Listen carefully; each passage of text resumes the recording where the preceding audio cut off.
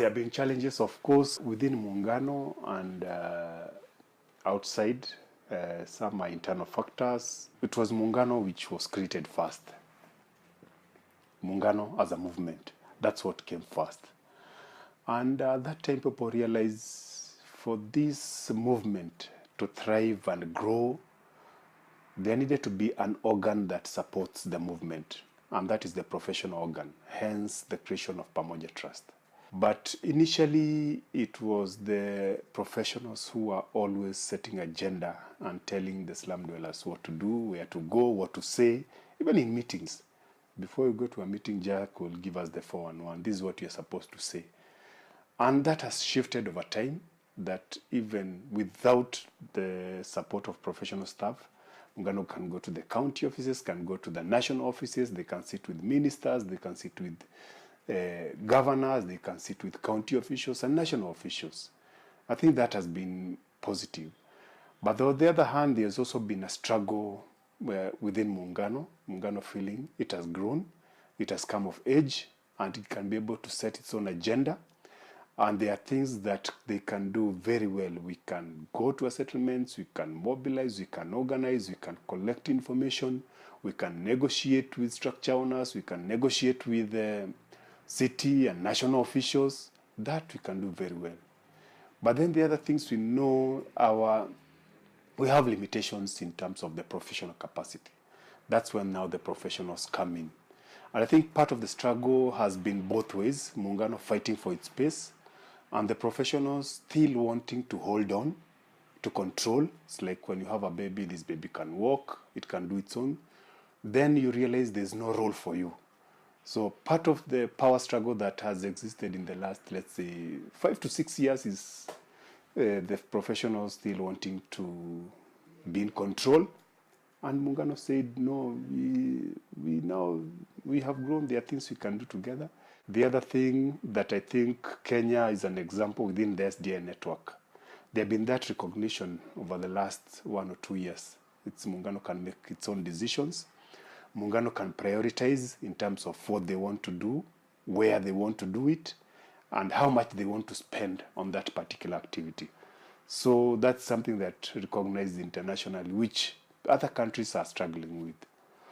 Also, within Muungano itself now, in terms of transitioning from the leadership, it's been a struggle. First of all, we stayed over 10 years without having a national structure. Because always when we plan to do that, there will be a lot of push and pull and people angling for positions and jostling for positions. And eventually we had our structure in 2008, and we had a very strong, very powerful chairman. Unfortunately, he passed away. And then during the transition where Muungano decided, no, we can do our own thing, but then again, Pamoja wanting to hold on and to still control. There are still people, even I can say even today, within Muungano, people who still wants to be told what to do by the professionals. So part of that has been that getting Muungano from the mindset of the NGO is the decision maker, is the one who's going to set, is going to tell me what to do. And then there's this other group of people who are saying we can do things for ourselves. So when we did our elections in 2008, of course, and during the transition, Muungano moving away from Pamoja. There are still people who still held on to Pamoja. So that also brought a split. Yeah? But a split was at the national level. If you go at the settlement level, people are doing things together. People from the same community, they are doing things together. But when it comes to the national, let's say, arena, you can feel that split. And over time, we have been struggling to how do we start. And I think it's a struggle we are still continuing with. Part of it is to consolidate. And then the other challenge is part of the team that we have now. The people who were left at Pamoja, they are reaching out. Well, guys, why don't we work together? We want to be. But this is the fear. If these people come, maybe we lose our positions and all these issues. So it's something that we are saying it's not going to go away tomorrow or the other day. I think part of the other challenge is that nowadays the leaders who were there before, they were activists. Nowadays, we just have leaders.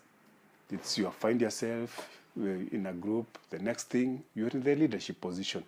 But for us, at that time, the leadership there was more of activism. There was that selflessness. And for me, for every Muungano forum that I remind them, that Muungano spirit is lacking. Is lacking. So whatever is doing now, we used to do it then, but for free. Yeah, we used to use our own resources. We used to walk. We used to buy one loaf of bread and share. We used to move around to other settlements without even being facilitated transport. So that's part of it. And for me, the struggle is to return that spirit of selflessness. I'm part of this struggle. And then the leaders then were coming from personal experiences. They were coming from personal pain. The motivation was that personal. I've been through this. I don't want anybody else to go through this, even if I have succeeded. So part of this is to make sure that this will never ever happen to. For me, that spirit is lacking. Part of it is also resources came. Money came, and the NGOs started giving us money. And there was an influx of NGOs with their seminars and their workshops. I will go to this workshop, get 1,000 shillings. We'll go for exchanges. I get a little money, I save. So part of that is what contributed even to the leadership struggle, even to, it's the resources basically. I know as much as the issues have changed, and we agree, even Kenya has transformed. Over the last, let's say, 10 years, it has transformed tremendously. There's a lot of freedom of association. Things have changed even in the judiciary. Things have changed even at settlement level. Things have changed in terms of people being more aware of their rights. But also, we are not saying we can just sit because we have a national land policy, because we have the National Land Commission. People still don't have tenure. People still lack access. The same thing that made us federate then. The issues are still there. The issues have not gone away. But also in terms of also the other struggle that within Muungano is that at that time the strong, very charismatic activists, they also grew and morphed into something else. Part of them they achieved. If you look at Kambi Moto, if you look at Toy Market, whatever they were fighting for, they got it. So that kind of kills the fire down. So we have this new crop of leaders who are not coming from a struggle. They are more of, yes, I belong to a group, a youth group, or a saving group. We are going to get loans. So for them, if you ask them how they join Muungano, it's through AMT, give us a loan. So, yeah, that kind of thing. We usually say, within Muungano, everything is a process, that we don't have projects. Everything we do, it's not a project. All the data you collect, it's not a project. The saving, it's something that has life of its own. It's a process that will continue. The current generation of leaders we have now, how do they get the history of this struggle? How do they know Muungano to be 20 and to be where it is? People sacrificed. People have died. People sacrificed their jobs, their careers, their families for us to be here. For me, I think part of returning that spirit is the connection between the old and the new. And I think part of this, let's demystify the leadership at the national level. We used to do our thing with Ezekiel in Toy Market. That was our struggle. As much as we are focused on mobilizing, on going everywhere and spreading the word about Muungano, there's something that kept us grounded.